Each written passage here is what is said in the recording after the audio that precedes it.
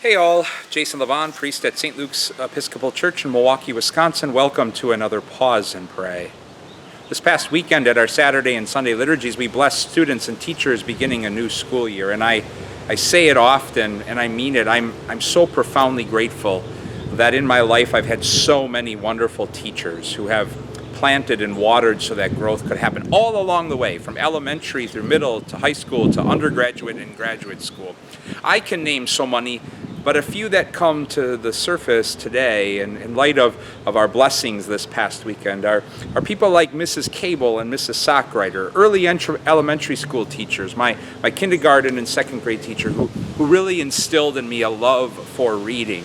I think of Mrs. Kilpatrick, my fifth grade teacher, and boy oh boy was she patient. She put up with a lot of holy hell that I raised in that class. It was not a good year for me. I spent a lot of recesses inside with her, but she always met me with a patience and a care and an ability to see me for more than my shortcomings.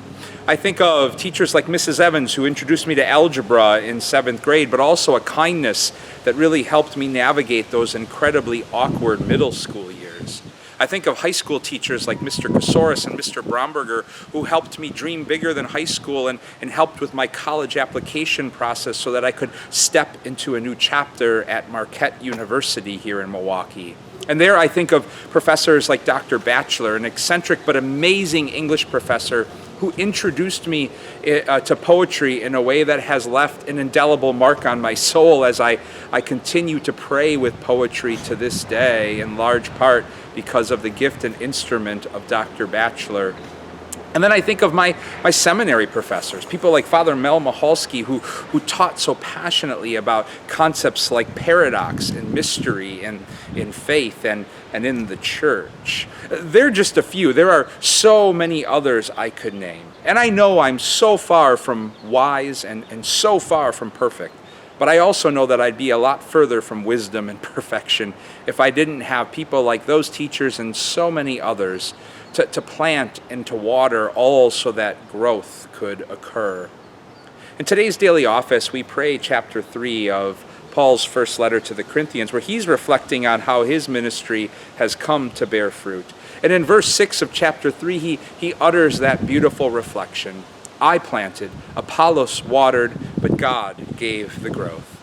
And in that reflection, we all find a holy invitation to pause and pray today, reflecting on those gifts in our lives who have really done that holy work of planting and watering so that some holy growth could occur.